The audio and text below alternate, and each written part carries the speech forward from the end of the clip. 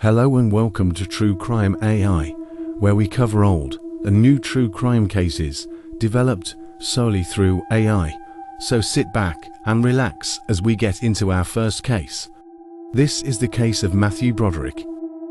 Matthew, who is now aged 61, was born in Manhattan, New York, and has starred in many iconic films such as Ferris Buellers Day Off in 1986, The Lion King in 1998, and more recently, No Hard Feelings in 2023, generating a staggering net worth of $200 million in his career.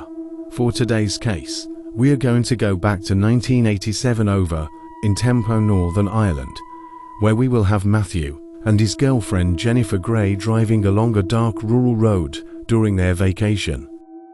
Matthew just finalized the production of Ferris Bueller's Day Off, and the Dirty Dancing release was on the horizon.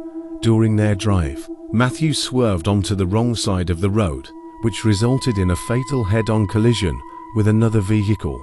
Matthew and Jennifer both survived the crash, but it came at a cost due to Margaret, aged 63, and Anna, aged 30, unfortunately passing away almost immediately at the scene. Matthew had no memory of the day of the crash and experienced symptoms of amnesia following the impact.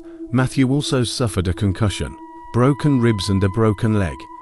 After the ordeal, in 2002, Jennifer has spoken openly around the accident and how it has impacted her life. She was also openly apologetic towards the family of the victims. To this day, the family of the victims have stated that they are still waiting for an apology from Matthew. When the news first published the story, everyone was eagerly waiting for the verdict, under the assumption of a severe penalty, an offense which is typically punishable by up to 10 years in prison. Matthew was finally charged with causing death by dangerous driving. However, Matthew managed to get his charges reduced to careless driving and avoided serving any prison time. Despite causing the accident, he was ordered to pay a $175 fine and carried on with his life. They have both stated that the accident is something that will stay with them forever. Our next story is very similar to the first. This is the case of Caitlyn Jenner. Caitlyn was born on October 28, 1949, in Mount Kisco, New York. Caitlyn, formerly known as Bruce, rose to stardom after winning the gold medal in the 1976 Olympics in Montreal.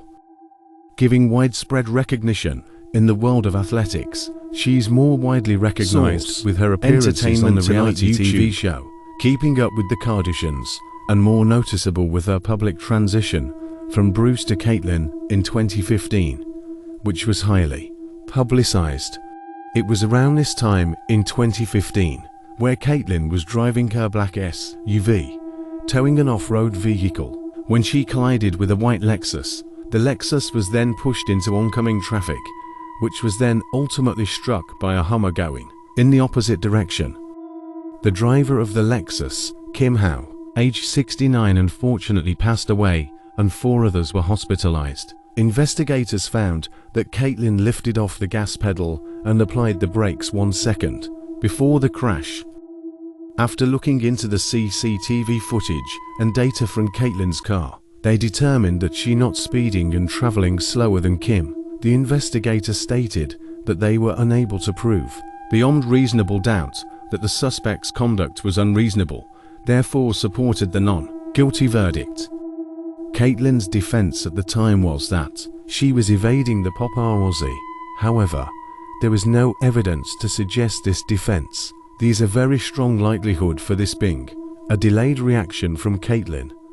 $800,000 claim was paid by Caitlyn to the families impacted by the incident. The victim, Kim Howe, lived alone in Calabasas, California, after her husband died in 2003. The investigation showed that the DMV records did not have an updated valid driving license for Kim after it expired in 2007, which created uncertainty during the verdict. The internet is very divided on the verdict. Many believe that Caitlyn was not paying enough attention to the situation ahead, which caused the accident. Others believe that this was a genuine accident, But what's your thoughts on this case? Could this have been avoided? Did fame and status play a large part in this?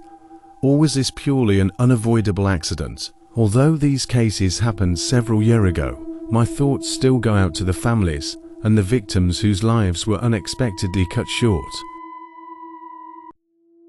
Thank you for watching our first episode on celebrities that got away with murder. We really appreciate your time and support. And as always, remember to look after yourselves and each other. The world can be very unpredictable at times.